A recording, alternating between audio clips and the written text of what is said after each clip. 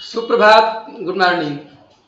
आज कक्षा 4 के बच्चों को उनकी हिंदी फर्स्ट जो पुस्तक है रिमझिम, उसके पाठ 8 जो कि कविता है उसे हम लोग पढ़ेंगे।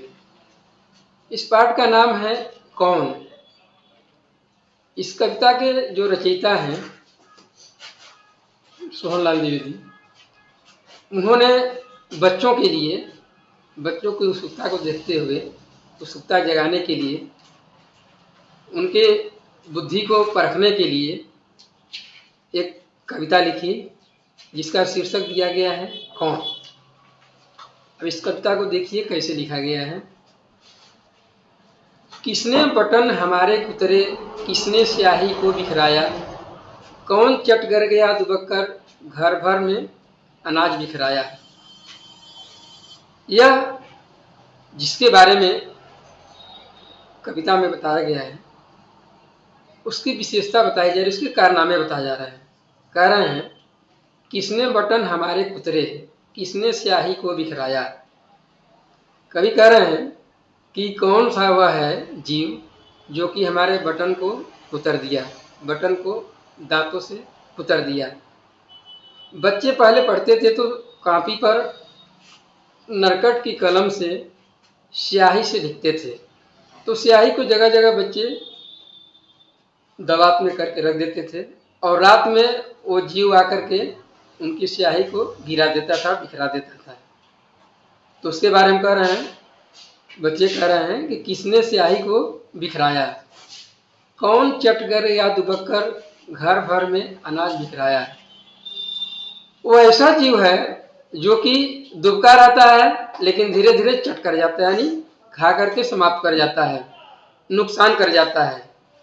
यहाँ तक कि घर में अनाज जो रखा रहता है वह भी रात को या जब भी समय मिलता है, एकांत होता है तभी खाता है और खाने के खास साथ छीट भी देता है, बिखरा भी देता है। तो उसी के बारे में कह रहे हैं, फिर एक बार इसको सुना रहे हैं। किसने बटन हमारे कुतरे, किसने स्याही को बिखराया, कि वह कौन सा जीव है, कौन है जो कि हमारे कपड़े के बटनों को कुतर देता है या हमारी लिखने वाली स्याहियों को बिखरा देता है। वह कौन सा जीव है जो कि दुबक कर रहता है लेकिन घर में रखे हुए तमाम सारे अनाज या और सब सारी चीजों को बिखरा जाता है, छीट देता है। आगे कह रहे हैं, दोना खाली रखा रह गया, कौन ले गया उठा मिठाई, दो टुकड़े तस्वीर हो गई, किसने रस्सी काट बहाई। पहले मिठाइयाँ जब लाई जाती थी बाजार से, मेलों से, दुकानों से, तो दुकानदार दोना में रख करके, वो पत्ते का दोना होता था या कागज का दोना होता, उसमें रख कर देता था, तो उसमें लाकर मिठाई रखी जाती थी। तो कह रहे हैं कि दोना खाली रह गया, यानी कि मिठाई जो दोने में रखी गई थी वह मिठाई गायब हो गई, कोई उठा ले गया, दोना खाली रह गया।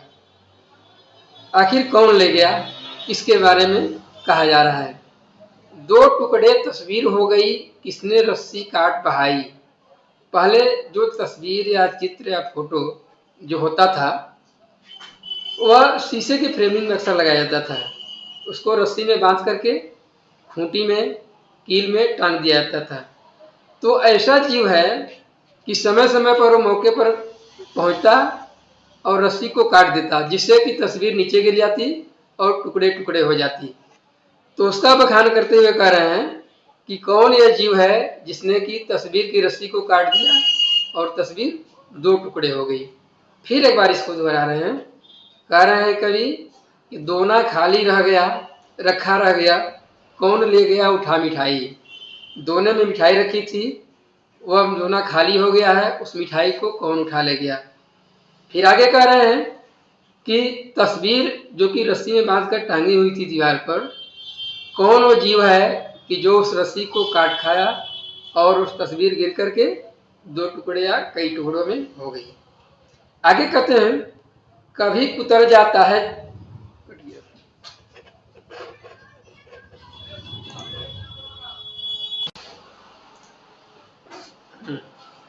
आगे कह रहे हैं कभी, कभी कुतर जाता है चप्पल, कभी कुतर जूता है जाता, कभी खलीता पर बन आती, अनजाने पैसा गिर जाता है। वह ऐसा जीव है कि जो कभी जूते चप्पल को कुतर जाता है, तो कभी लोगों की जेब, पॉकेट, थैली पर भी अपना हाथ साफ कर लेता है और उसको भी कुतर जाता है, और जाने अनजाने में पॉकेट में रखा हुआ, जेब में रखा हुआ, बटुए में रखा हुआ पैसा भी गिर जाता है। तो यह उस जीव की विशेषता बता रहे हैं, फिर इसको सुना रहे हैं। फिर लड़िए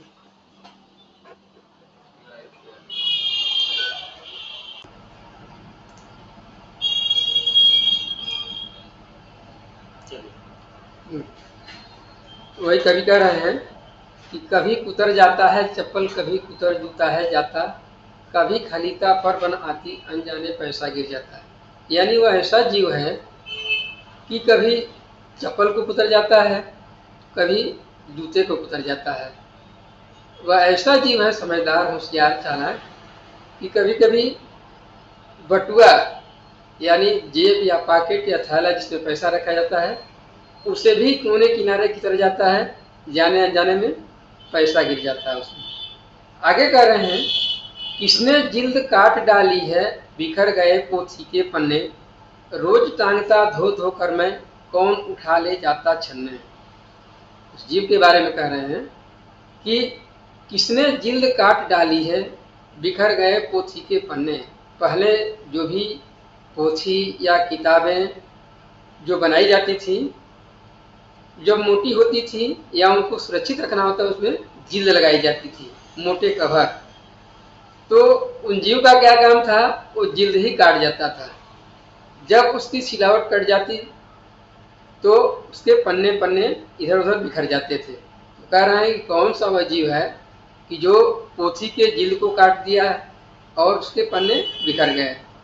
फिर आगे कहते हैं कि जो मैं छन्ने के काम, यानी कोई भी चीज़, चाय या शरबत या जो भी चीज़ें बनाई जाती थी, छाना जाता था। छाने के लिए एक छन्नी कपड़ा बनाया जाता था, इस्तेमाल किया जाता था। वो कपड़ा छान करके और धो करके उसको टांग दिया जाता था। तो कह रहे हैं कभी कि प्रतिदिन जो छन्नी मैं धो करके टांगता हूँ, वह कौन जीव है जो उठा ले जाता है। इस प्रकार उस जीव के बखान करने में, गुणगान करने में यह पूरी कविता उन्होंने लिखी है। आगे देखते हैं।